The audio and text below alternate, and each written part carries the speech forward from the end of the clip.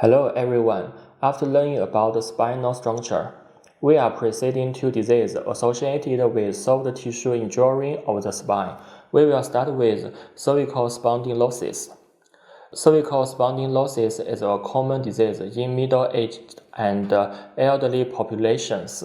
With the increase of age, the cervical intervertebral disc will undergo degeneration and dehydration, reduced elasticity of the annulus fibrosus, narrowed intervertebral space, relaxed peripheral ligaments, dislocated vertebral body due to instability, hyperostosis and the age of vertebral body, hypertrophy and degeneration of ligamentum flavum, hyperplasia of Lusca joint and secondary changes of zygapophyseal joint. These structural changes can cause deformation and stenosis of the cervical spinal canal or intervertebral foramen and directly stimulated and compress the nerves, thus causing corresponding clinical symptoms known as cervical spondylosis or cervical spine syndrome. Next, we will divide cervical spondylosis into following 5 types based on clinical symptoms. The first is nerve root type. It is commonly seen in patients aged 13 to 14, has a slow onset and is mostly related to long-term lowering of head or desk work. Except for those caused by obvious trauma, the patients generally report no history of obvious trauma. The main clinical manifestation is pain in neck, shoulder, and back, which radiates to one side or two sides of the upper limbs. The pain is mostly perceived as sore or dull, accompanied by needling or electric shock pain. Sharp paroxysmal pain is reported in severe cases. Some patients are accompanied by dizziness, headache, tetanus, and pain induced after fatigue or cold. The upper limbs are heavy, sore, and weak, and the grip strength is reduced, so the head objects are easy to fall. It can be found from the physical examination that the neck movement is largely limited, and the muscles around the lesions are often tender. The patients perceive radiating pain, numbness, and hypotension of upper limb and fingers, and some are accompanied by muscle atrophy.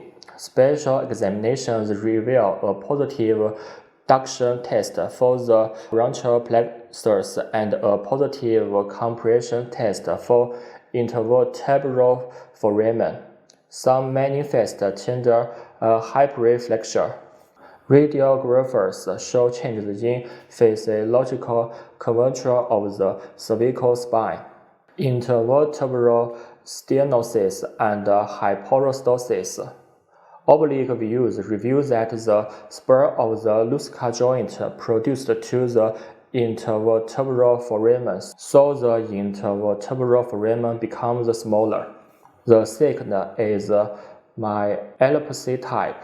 It is mostly caused by traumatic cervical spinal cord injury, cervical degeneration, cervical intervertebral disc protrusion towards the spinal canal compressing the spinal cord, or by spur behind the vertebral body, hyperostosis of the zygapophyseal joint, hypertrophy or calcification of the ligamentum flavum, or even thickening of the vertebral plate causing spinal stenosis, compressing the spinal cord or affecting the blood circulation of the spinal cord.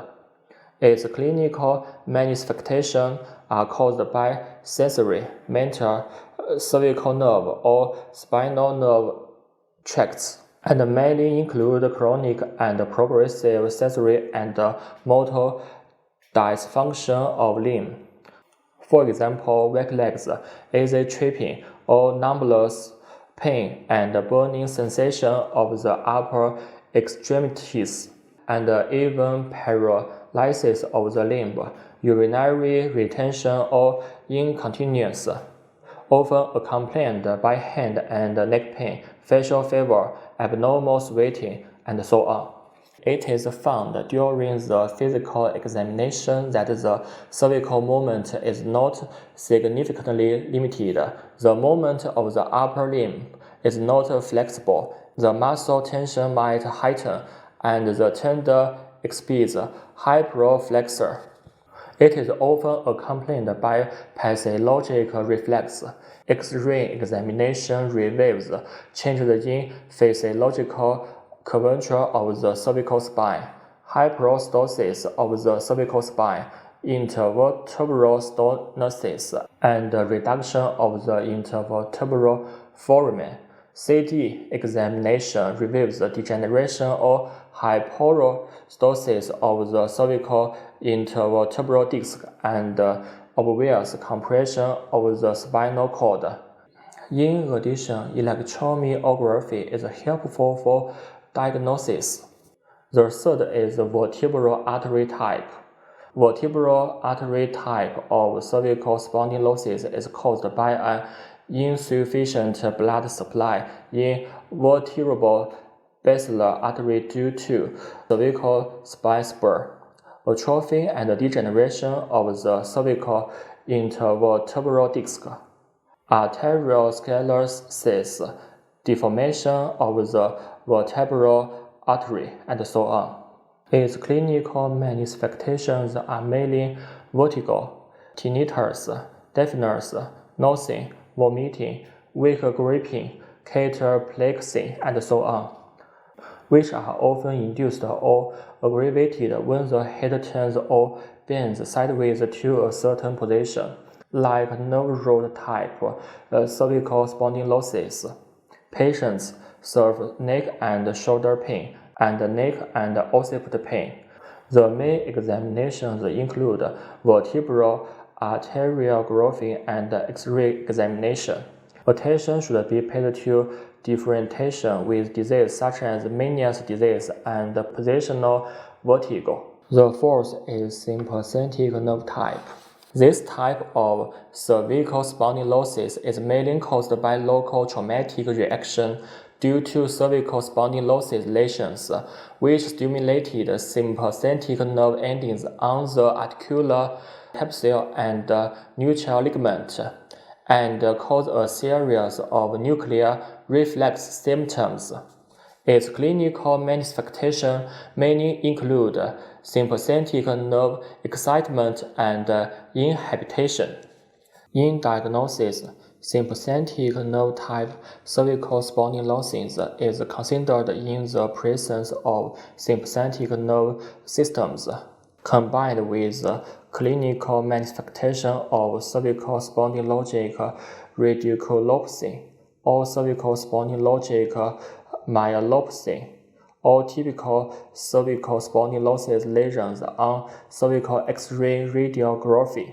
Non-operative treatment methods such as massage, acupuncture, and traction are often used clinically for the treatment of cervical spondylosis.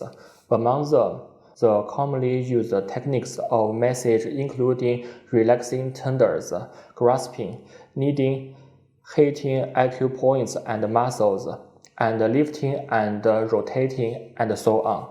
When applying manipulative therapy, adopt gentle and moderate movements, and do not cause violent and rough head rotation so as to avoid fracture and dislocation of the atlantoaxial vertebra or the vertebral artery being compressed by occipital bone on the atlantoaxial vertebra.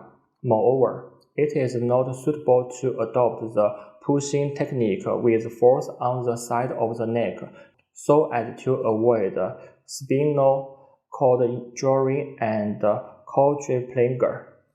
Cervical traction is an effective method for the treatment of cervical spondylosis and is often carried out in conjunction with manipulative therapy. Intermittent traction in a sitting position can be used for patients with mild symptoms, and traction in a lying position can be used for patients with severe symptoms, which should be handled according to the clinical symptoms of patients. According to different clinical characteristics of cervical spondylosis, drug therapy is generally divided into arthralgia type, vertigo type, and paralysis type. Patients with cervical spondylosis need adequate rest. During the acute episode, the patient should make less movements. During the chronic phase, the patient should exercise more. Especially workers with heads lowered for a long time should take time to rest.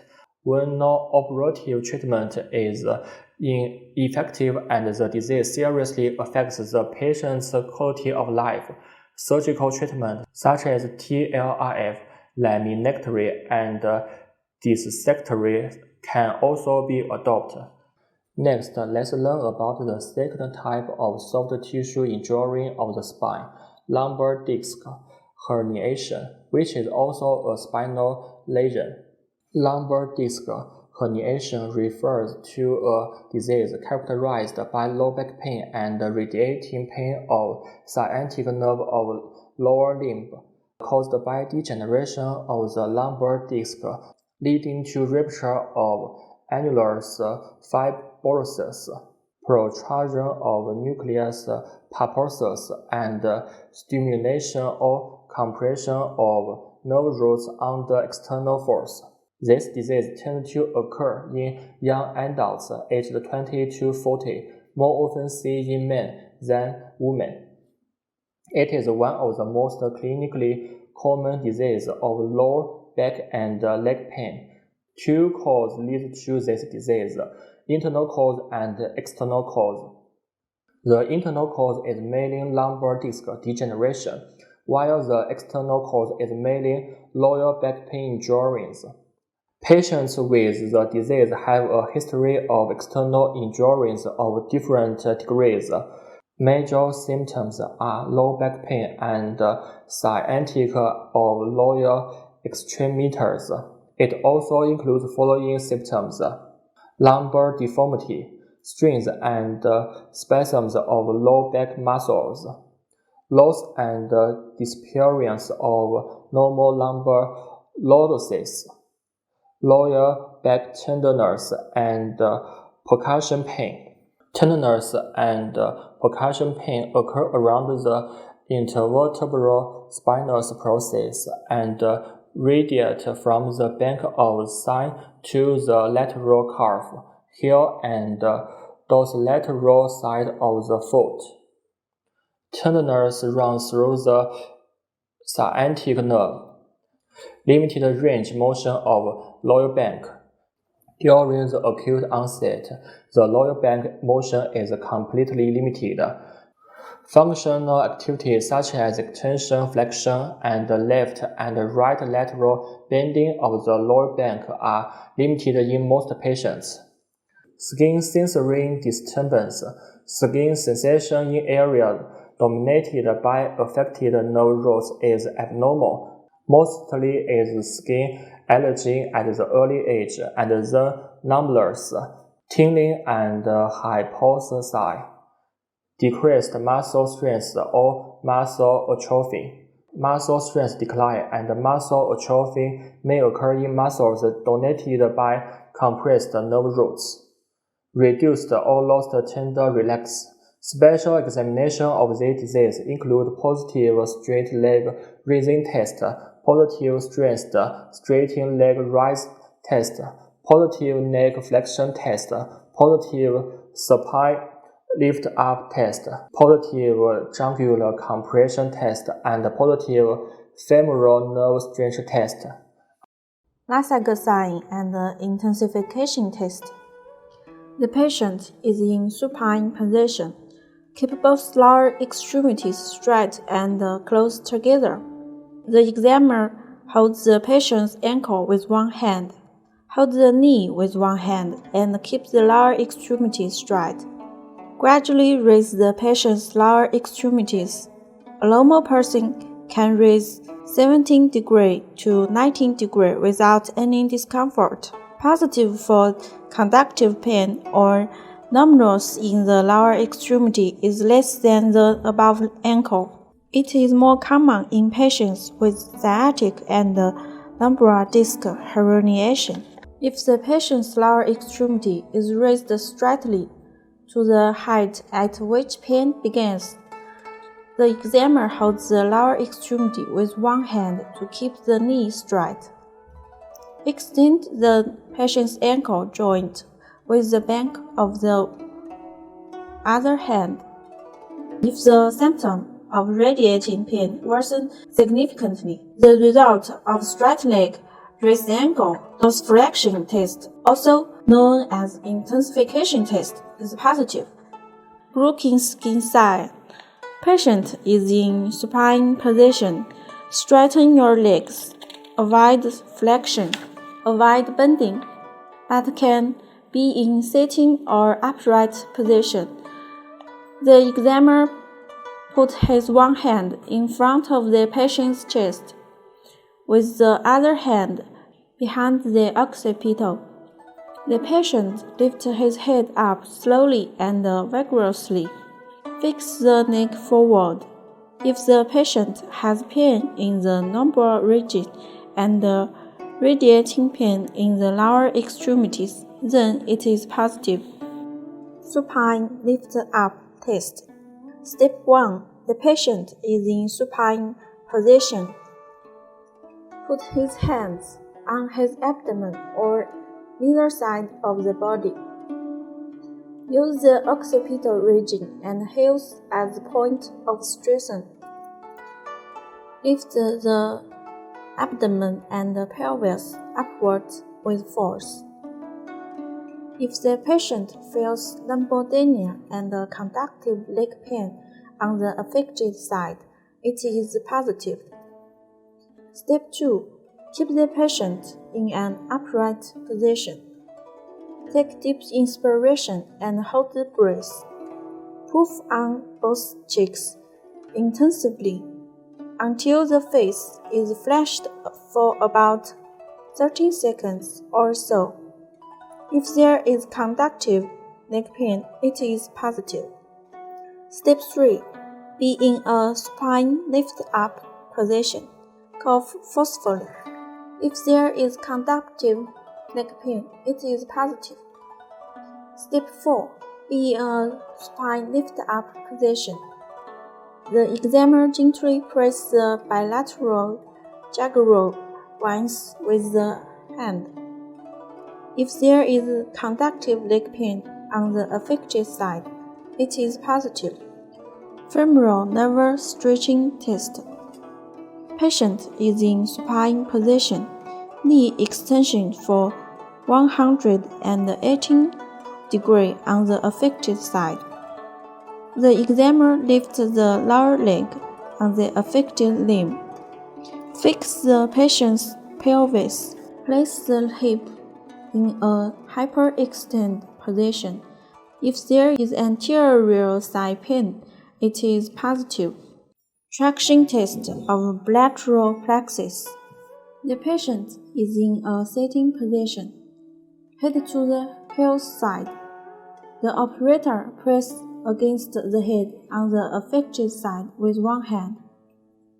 Hold the affected breast with the other hand. Fall in the opposite direction. Due to distraction of the brachial plexus, stimulate the nerve roots that have been compressed, resulting in sensations such as radiating pain or numbness. Hyperabduction test. The patient is in standing or sitting position. Raise the affected limb, possibly from the side, and extend over the shoulder and head. If the radial pulse is weakened or disappeared, it is positive. Cervical vertebra separation test. The examiner holds the patient's jaw with one hand. Hold the epithelia with the other hand, then draw the head up gradually. If the patient feels pain, relief in the neck and upper extremities, it is positive. It suggests cervical spondylotic radiculopathy.